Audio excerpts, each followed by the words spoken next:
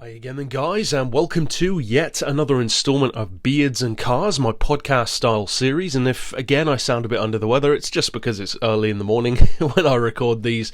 And basically this one is kind of an update and to some degree kind of an edit of a previous video that I'd done, expanding on things that I said in that video, things that are confirmed since the video, and also to kind of renew it and add a couple of cars which weren't there before. And that video was, of course, my predictions, 20 cars in particular that I predicted were probably going to come to Gran Turismo Sport within the next, say, few months, but potentially longer than that. And if you go back to that video, which is, I'm not sure how many episodes ago, probably 15, 20 episodes back, then a lot of the cars that I predicted actually have come to the game, including stuff like the 787B, the Ford Mark IV, the S2000, and the Lamborghini Aventador. I predicted those four, I think a couple of others as well, and there are some in that video which I'm going to carry over here, the ones that I think have the actual strongest chance, and also I'm going to add some new ones. A couple of cars which I think have a very, very strong, very high likelihood of coming back to the game. Now there are definitely more than 10. But I'm picking 10 in particular for this video, of course for time, but also because it leaves the opportunity open for many of you guys to have some as well. Now I've got a couple of, let's say, honourable mentions. For instance, I think that the Renault Clio V6 has a pretty strong chance of coming back. I think that the Mazda RX-8 has a pretty strong chance. And again, I mentioned the RX-8 in that previous video as well. But for this one, I'm picking out the 10 that I think have a really, really strong chance, and these are all returning cars. So, the first one on my list is kind of like the S2000 in as much as it's really highly requested from the community, and that is the Silvia, the Nissan Silvia. But I'm actually going to include two different Silvias on this 10 car list, because I think that both of these have a very high likelihood of being added, possibly even at the same time. And they are, of course, the Silvia S13 and the Silvia S15. Now, the S14 might be, to some people, the more desirable option, perhaps. I know it has many fans, but I just think that given the nature of Gran Turismo 6's premium cars, we didn't have any premium S14s, whereas with the S13 and the S15 we did.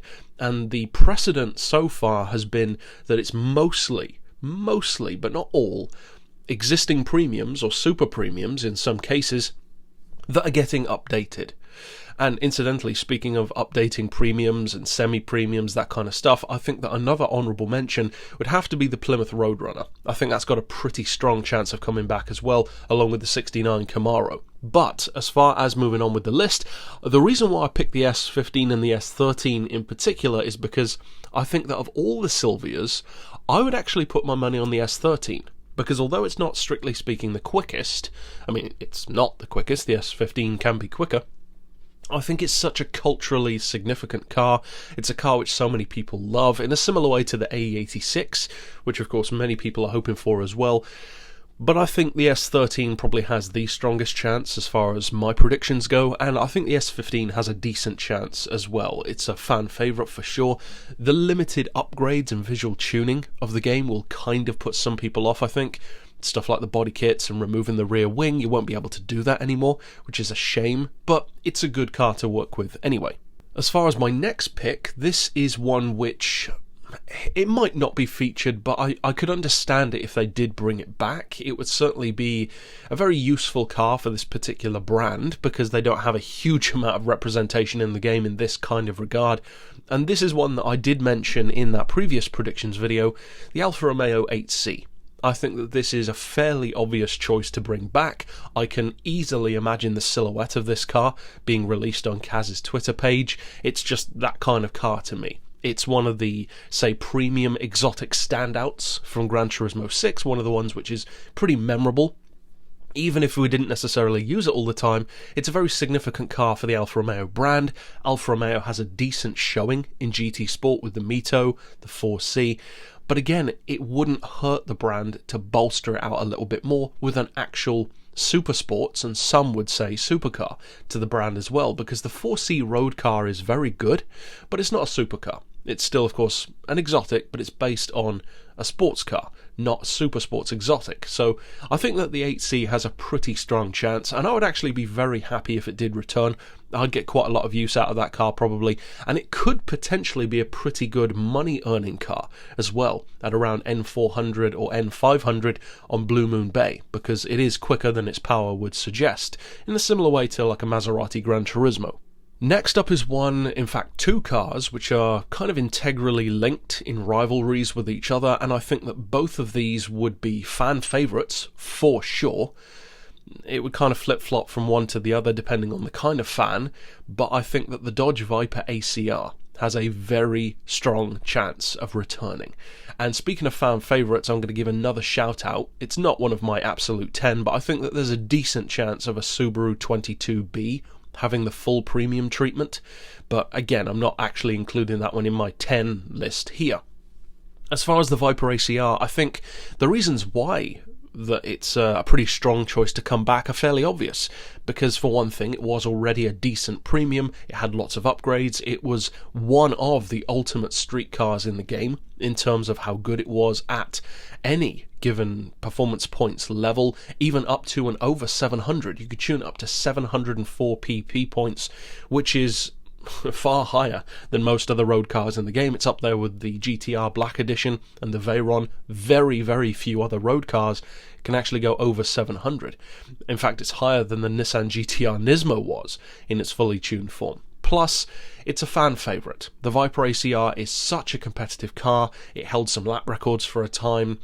It's a deceptively good car for something which should technically kind of just be a hot rod, but the Viper's always been more than that, and it's done a very good job of being more than that. So I think the ACR has a pretty strong chance, and again, you can imagine that silhouette being released on Twitter. It's got a very distinctive shape, that huge rear wing, so I think that the Viper has a very strong chance of coming back to the game. The next one, which as I said is very much so linked to that, is the Corvette ZR1, but in particular the C6. And as cool as it would be to have the newer one, I think that there's much, much more likely of a chance to get that C6 ZR1, because again, it's a fan favourite, hugely popular car in Gran Turismo 6 online for drag racing, top speed racing, and it's a pretty good circuit car as well. I might give the edge to the Z06 though on the track, but the ZR1 has so much more power, so much more performance potential, and again, just like with the Viper, I can just easily imagine it being added. It's just that kind of car. Already a premium, already a fan favourite, and it's the kind of car that if Polyphony brought it back, they're pretty much guaranteed a win, because people would be happy to see it return. It's got so many fans. So I think both the Viper ACR and the Corvette ZR1 have a very, very good chance of returning. The next one is another pair of vehicles, which I think one of them I'd say has a good chance of returning, and the other one I have more of a hope that it returns. A very personal hope, because it's my favourite JDM car, and that is the Honda DC2 Integra Type R. If they add that, and if it's a premium, I will be very happy, because we have never had a premium DC2 in the game. And although I'm not a Honda super fan in general, I'm not a VTEC fan in general, I just love the Integra. I love the way it looks, I love the handling, I love how practical and effective it is at the same time, because I'm a sucker for practical performance cars. And of course my favourite is the four-door version, the DB8, but we're not going to get that in the game. If we did get the Japanese looking, without the stupid projector headlights, which I cannot stand, the Japanese spec DC2 in a premium, I'd be over the moon with that. If it was the projector headlight version, I'd have to make do, but I definitely wouldn't be as happy with that. I personally have never liked the look of that one, like the Acura shape that's in Gran Turismo 6, but we'll have to see. I think that there's actually a decent chance of that one getting the premium update treatment, and I certainly hope that it does. And fairly obviously the one that I'm linking to that, which I think actually has a better chance, is the DC5, the Honda DC5 Integra Type R. Again, already a premium in Gran Turismo 6, already a fan favourite, already a good car. And although I do have a lot of love for the DC5, it's no way near the DC2 for me. I mean, the DC2 is still quicker. It's got less power, but it's still a quicker car, because the DC5, it's a little bit bigger, a little bit heavier, a little bit softer and more forgiving, Not that the DC2 is raw like an Evo, but you know what I mean. The DC2 is more focused, whereas the DC5 got a little bit prettier, a little bit heavier, a little bit of a better spec, but it's not necessarily quite as dominant through corners and around the track. Next one, another car which a ton of people want to come back, up there with the Honda S2000 for pretty obvious reasons, the NSX. Of course people want the NSX to come back. We have the new one, we have the racing one, the rally one, the Group 3, Group 4, and that's all well and good. The new NSX is a very, very nice car, and my predictions about that car, even as far back as like 2015, I think I was saying it, turned out to be true, where I fully predicted that the new shape NSX was going to be, if not the hero car of GT7, which of course turned out to be GT Sport, at least for now. I said that it would be significantly faster than it is on GT6, and that it could even be like the Corvette C7 was in GT6, one of the quickest sports cars in the game. That was true. That turned out to be exactly the case. It is one of the quickest super sports exotics in GT Sport, and it's a really good car. But the original NSX is an icon because it was the first. It wasn't the newer version, so it has that time that has passed, the love that people have developed. Plus, as great as the new one is, it's not the same kind of performance that the original had. The original, just like with the DC2 Integra compared to a DC5, is more raw, it's more focused, more aggressive. The original NSX, in particular the Type R versions, be it, the pop-up headlight versions, be it around the 2002 NSXR, if those are added, they will be brilliant. And I think that if, in particular, they do add that 2002 NSX Type R, that could well be one of the new best money-earning cars as well. Because it's already going to be an N300 with around 276 horsepower. But if you tune that up to around 340, 350 horsepower, I think that's going to have a very strong chance of being up there with stuff like the GT40 in terms of how good it could be around Blue Moon Bay as a money-earning car. So I think that car, were it to come back, probably with a similar kind of price tag to what it had in GT6 of about 120 grand, I think it's got a real good chance of coming back, and it's such an icon. It's one of Japan's best performance cars ever. We already have the new one, so the precedent is there to have it, and the Honda dealership is a strong one. It has a strong showing, it's strong across the board for road, rally, everything. So yeah, I think that the NSX, probably in Type R form, but maybe a normal one, has a very good chance of coming back. Personally, I would prefer the second generation, the one that doesn't have the pop-up headlights, mostly for the Type R version, because it was so much better than all of the other NSXs. And of course, we did the Pick of the Pack episode, where we test drove and compared all of the NSXs in Gran Turismo 6 to find which ones were the best, and the Type Rs are always the best, fairly obviously.